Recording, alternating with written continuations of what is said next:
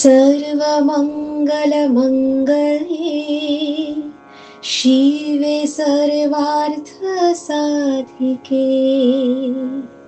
शरण्ये त्र्यम्बके गौरी नारायणी नमोस्तुते।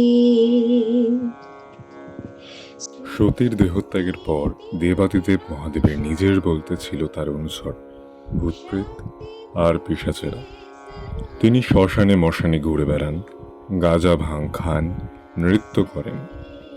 তখন দুলতে থাকে তার পরনের ব্যাঘ্র চর্ম, গলার অস্থির মালা আর সর্পের উপবীত। আর যোগেশ্বর আশুতোষ যখন ধ্যানে বসেন তখন কড়া নজর রাখে তার প্রধান অনুচর নন্দী। পাছে কেউ ধ্যান মাঙায়, কিন্তু তার ধ্যানও ভেঙেছিল, তার আসনও টলেছিল। দেবরাজ ইন্দ্রের আদেশে তার ধ্যান ভঙ্গ করেছিলেন মদনদেব।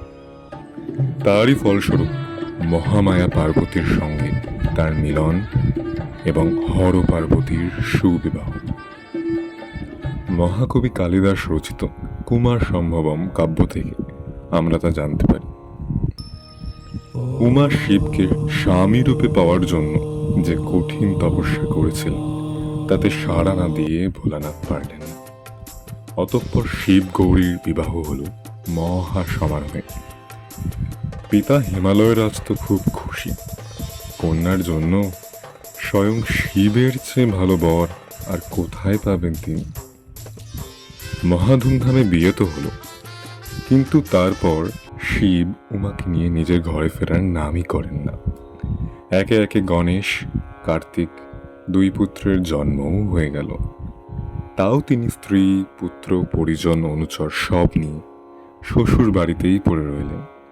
লোকে আড়ালে নিন্দা ঠাট্টা করে, কিন্তু ভোলানাথের তাতে কোনো হেলদোলি নেই। সদানন্দ শিবের চাল নেই, চুলো নেই, সম্বল শুধু ভিক্ষের ঝুলি। এদিকে রাজার দুলালি উমারও বাপের ঘরের এত সুখ ছেড়ে যেতে ইচ্ছা করছিল না। দাসী ঝিয়েরা তার সেবা করে, সখীরা তার গায়ে চন্দন লেপে দেয়, হলুদ মাখিয়ে দুধে নাইয়ে দেয়, ফুলের সুভাষিত তেল তার চুলে মাখিয়ে দেয়, মনের মতো সিথি করে দেয়, রাঙা পায়ে আলতা দেয়, নন্দনকানন থেকে তুলে আনা রংবাহারি ফুলের সাজ চুলে বেঁধে দেয়, গলায় গজমতি মুক্তার হার, হাতে ৮ গাছা মানিকের চুড়ি, কানে পান্না খচিত সুবর্ণ কুন্দন, পায়ে সোনার মল ভরিয়ে দেয়। সোনার অঙ্গে সোনার আঁচলটি টেনে বাটা থেকে ঠোঁট রাঙানো পান মুখে দিয়ে পার্বতী সৈদের সঙ্গে পাশা খেলতে বসে। অথচ মা মেনকার মনে ছিল খুব। তিনি থাকতে না পেরে মেয়েকে ডেকে কড়া করে ২ কথা শুনিয়ে দিলেন।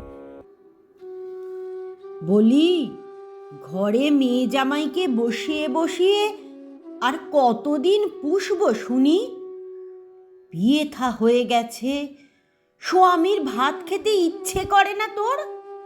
রাত দিন বাপের বাড়িতে সখীদের সঙ্গে বসে বসে পাশা খেলে যাচ্ছিস।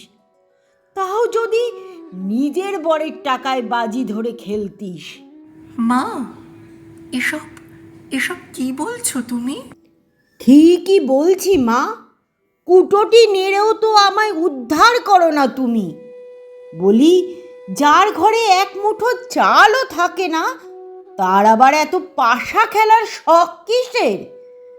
সকাল হলো কি না হলো ২ পুত্তুর সুর আর ৬ মুন্ডু নেড়ে আমার হেসেলে এসে উপস্থিত হবে। দিদিমা, খেতে দাও, আমাদের আজ ভাত হয়নি। মা, ওরা তো তোমারই নাতি মা। ওদের বাবা তোমার নিজের জামাই। জামাই? বলিহারি বিচার বুদ্ধি তোমার বাবার। কি দেখে যে অমন লোককে জামাই করেছিলেন? অস্থানে কুস্থানে ঘুরে বেড়ায় ষাঁড়ে চড়ে, গলায় হাড়ের মালা, গায়ে ছাই ভস্য মাখা, কোমরে একটা কাপড়ও জোটে না, বাঘ ছাল পরে। মরি মরি মরি মরি, কি রূপ জামাইয়ের! আমি প্রথম দিনেই বুঝেছিলাম আমারই অদৃষ্ট। মা, তুমি তুমি আমাকে যত খুশি যা খুশি বলো, বকো, মারো, কিন্তু কিন্তু আমার স্বামীকে একটা কথাও বলবে না। কেন বলবো না শুনি? ঘর নেই, দুয়োর নেই, দু পয়সা জোগাড় করার মুরদ নেই, ভিক্ষে করে বেড়ায়, কেবল আমার অন্ন ধ্বংস করে। সারা দিনের প্রেত পিশাচের সঙ্গে জুটে গাঁজা ভাঙের শ্রাদ্ধ হচ্ছে। যেদিকে তাকাই খালি ভূতের নেত্য আর গন্ডা গন্ডা বিষধর সাপ। ও বাড়িটা আমার একেবারে নরক করে ছেড়ে দিলে গো। ব্যাস মা, যা বলেছ বলেছ, আর একটি কথাও তুমি উচ্চারণ করবে না ওকে নিয়ে। কি চাও তুমি? আমরা তোমার সংসার ছেড়ে চলে গেলে তুমি খুশি হবে তো? বেশ বেশ, তাই হবে। আমরা কালই তোমার বাড়ি ছেড়ে চলে যাব। তুমি মহা সুখে তোমার অন্য ছেলে মেয়েদেরকে নিয়ে থেকো। বলি, যাবিটা কোন চুলোয় শুনি? তাতে তোমার দরকার কি? দুমুঠো খেতে দাও বলেই না এত কথা শোনালে? আমরা মরে যাই, হেজে যাই, ভেসে যাই, তবু তোমাকে আর আমাদের খবর নিতে হবে না। আর যেদিন তুমি লোক পাঠিয়ে নেমন্তন্ন করে ডেকে নিয়ে আসবে, সেদিনই আসবো, তার আগে নয়, এই জেনে রেখো। হিমালয় ভবন অন্ধকার করে রাগে অগ্নিশর্মা হয়ে দুই ছেলের হাত ধরে স্বামীকে সঙ্গে নিয়ে দেবী সোজা চলে এলেন কৈলাসে। পেছন পেছন ভূতপ্রেতের দলও ফিরে এল। এদিকে শিব পড়লেন বিপদে।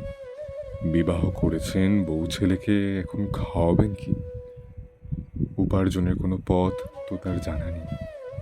হিমালয় তাকে যৌতুক হিসেবে বিবাহের সময় শিবকে কৈলাসের এই জমি, দুটো বলদ আর কিছু ধানও দিয়েছিলেন। সেই দিয়েই পার্বতী পরামর্শ দিলেন চাষবাস শুরু করতে।